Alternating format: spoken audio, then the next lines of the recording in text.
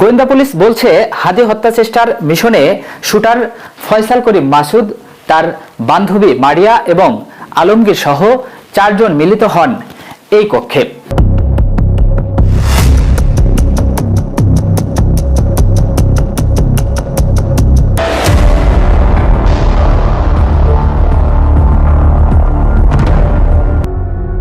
এদিকে ওসমান হাদির 1 নম্বর আসামি ফয়সাল করিম মাসুদের বান্ধবী মারিয়ার সাথে একাধিক রাত কাটার ভিডিও ফুটেজ আমাদের হাতে এসেছে। সেই সাথে এই ফয়সালের বান্ধবী মারিয়া গ্রেফতারের পর রিমান্ডের নানান তথ্য দিয়েছে, যা শুনলে আপনার চোখ কপালে উঠতে পারে। তো দেরি না করে ভিডিওটি শুরু করা যাক। এই ফয়সাল করিম মাসুদ ওরফে দাউদ খান নামে এখন বেশ জনপ্রিয় এই বাংলাদেশের মাটিতে এই কিলার ফয়সাল। তারা ওসমান হাদিকে গুলি দিয়ে শুট করার আগের দিন গত 11 নভেম্বর ফয়সালের সহযোদ্ধা আলমগীর হোসেন ও তার কলিজার বান্ধবী এবং রাত কাটার সঙ্গে সাভারে মধুমতি মডেল টাউন রিসোর্টে রাত আনুমানিক 2টার দিকে ওঠেন। সারা রাত তারা মজা মাস্তি করে একে অপরের দেহের চাহিদা মিটিয়ে তারা সেই রিসোর্টে মাস্টার প্ল্যান করেন যে তারা 12 ডিসেম্বর আনুমানিক দুপুর 3টার মধ্যে এই ওসমান হাদিকে এই পৃথিবী থেকে শেষ করে দেবেন। তারা সেটা সেই রিসোর্টে গোপন বৈঠকে আলোচনা করেন, যার সাক্ষী হিসেবে এই ফয়সালের বান্ধবী লামিয়া পুলিশের রিমান্ডের মাইরের ঠেলায় স্বীকারোক্তি দিয়েছে বলে সূত্র ধরে জানা গিয়েছে। এছাড়াও তারা যে রিসোর্টে গিয়েছে কিনা তা নিয়ে প্রশ্ন কিন্তু থেকেই যাচ্ছে, যার প্রমাণস্বরূপ সেই রিসোর্টের সিসিটিভি ফুটেজ দেখে সেটার সত্যতা পাওয়া গিয়েছে। রিজার্ভেশন দেয়, পরে ফোন দিয়ে হচ্ছে আমাদের যে পুরাতন ম্যানেজার ওনাকে খুঁজতেছিল। হ্যাঁ, তো পরে আমি বললাম যে উনি নাই, যে এখন আমি আসি নতুন। পরে বলছে পুরাতন কে আছে, পরে সিএমের নাম্বার দিয়ে দিলাম। পরে সিএমের সাথে কথা বলে ওই রিজার্ভেশন দিল। এখন প্রশ্ন হলো, এই ফয়সালের বান্ধবী লামিয়াকে ব্যবহার করে পরের দিন ওসমান হাদিকেও মোটর বাইকে এসে শুট করে পালিয়ে গেল এই শুটার ভারতে, আর বাংলাদেশের সরকার সহ আইন শৃঙ্খলা বাহিনী এখনও আসামিকে খুঁজতেছে বলে জানা গিয়েছে। এই ফয়সাল করিম মাসুদ ওরফে দাউদ খান পুরো বাংলাদেশকে কাঁপিয়ে দিল।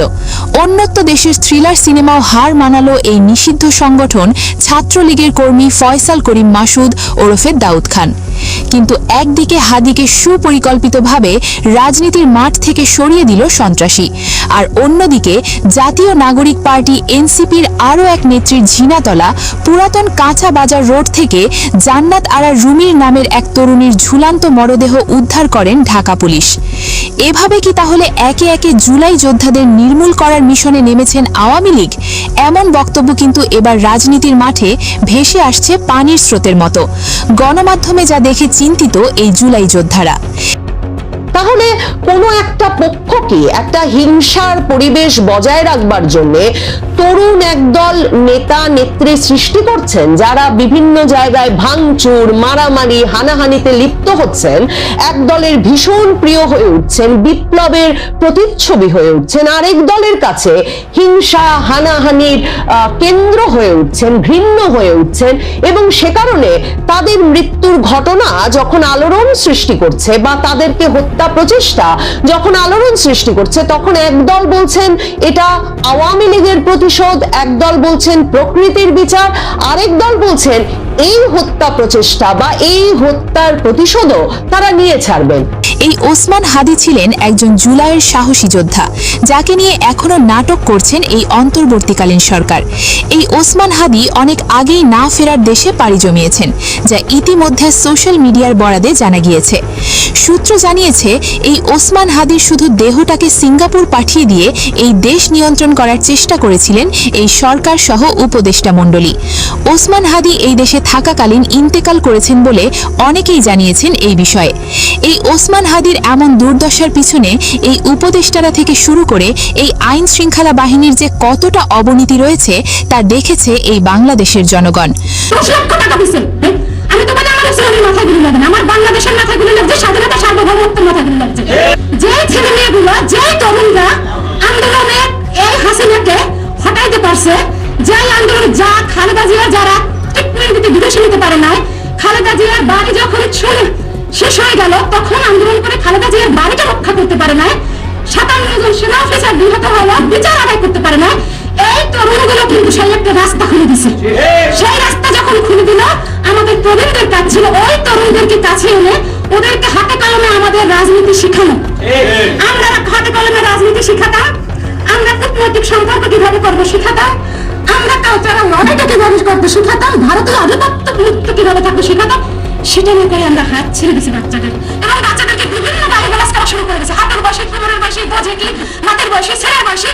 আমি বলি এই বয়ান যারা তৈরি করছে তারা সবাই ওসমানের মাথায় গুলির জন্য দেয়।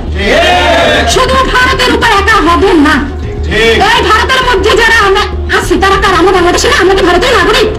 এই খালি ক্ষমতা লাগবে, টাকা লাগবে, এই জন্য চাটে, খালি চাটে, এত চাটাচাটি লাগবে কেন? জুলাই যোদ্ধারা আবারও এই ওসমান হাদিকে হেরে আবারও প্রমাণ করে দিল জুলাই যোদ্ধারা ব্যর্থ। তারা চলতে গিয়ে আবারও বড় এক ধাক্কা খেল। এই সমাজের কাছে কি জবাব দিবেন? কি জবাব দিবেন এই ওসমান হাদির পরিবারকে এই জুলাই যোদ্ধা সেজে? পরিশেষে আজ বলতে চাই, এই ওসমান হাদির অকালে চলে যাওয়ার পেছনে অন্তর্বর্তীকালীন সরকার ডক্টর মোহাম্মদ ইউনূসের দায় কতটুকু সেটা আপনারাই ভালো জানেন। এই বিষয়ে আপনার মূল্যবান মতামত আমাদেরকে কমেন্টস করে জানিয়ে দিতে পারেন। এছাড়াও এরকম নতুন নতুন ভয়াবহ তথ্য সবার আগে পেতে এই চ্যানেলটি সাবস্ক্রাইব করে আমাদের পাশেই থাকবেন। ধন্যবাদ।